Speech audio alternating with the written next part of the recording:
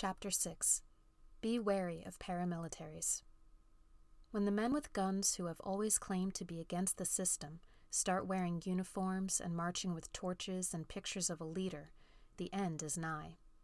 When the pro-leader paramilitary and the official police and military intermingle, the end has come. Most governments, most of the time, seek to monopolize violence. If only the government can legitimately use force, and this use is constrained by law, then the forms of politics that we take for granted become possible. It is impossible to carry out democratic elections, try cases at court, design and enforce laws, or indeed manage any of the other quiet business of government when agencies beyond the state also have access to violence. For just this reason, people and parties who wish to undermine democracy and the rule of law create and fund violent organizations that involve themselves in politics. Such groups can take the form of a paramilitary wing of a political party, the personal bodyguard of a particular politician, or apparently spontaneous citizens' initiatives, which usually turn out to have been organized by a party or its leader. Armed groups first degrade a political order and then transform it. Violent right-wing groups, such as the Iron Guard in interwar Romania or the Arrow Cross in interwar Hungary, intimidated their rivals. Nazi stormtroopers began as a security detail clearing the halls of Hitler's opponents during his rallies. As paramilitaries known as the SA and the SS, they created a climate of fear that helped the Nazi Party in the parliamentary elections of 1932 and 1933.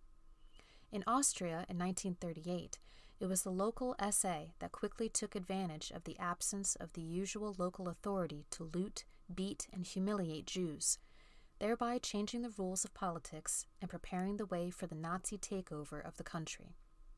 It was the SS that ran the German concentration camps, lawless zones where ordinary rules did not apply. During the Second World War, the SS extended the lawlessness it had pioneered in the camps to whole European countries under German occupation.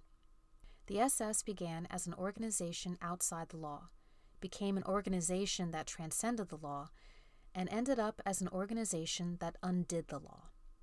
Because the American federal government uses mercenaries in warfare and American state governments pay corporations to run prisons, the use of violence in the United States is already highly privatized. What is novel is a president who wishes to maintain, while in office, a personal security force which during his campaign used force against dissenters. As a candidate, the president ordered a private security detail to clear opponents from rallies, but also encouraged the audience itself to remove people who expressed different opinions. A protester would first be greeted with boos, then with frenetic cries of USA, and then be forced to leave the rally. At one campaign rally, the candidate said, "There's a remnant left over. Maybe get the remnant out. Get the remnant out." The crowd, taking its cue, then tried to root out other people who might be dissenters, all the while crying USA. The candidate interjected, "Isn't this more fun than a regular boring rally? To me, it's fun." This kind of mob violence was meant to transform the political atmosphere, and it did.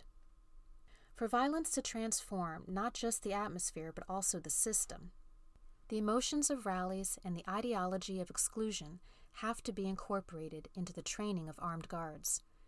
These first challenge the police and military, then penetrate the police and military, and finally transform the police and military.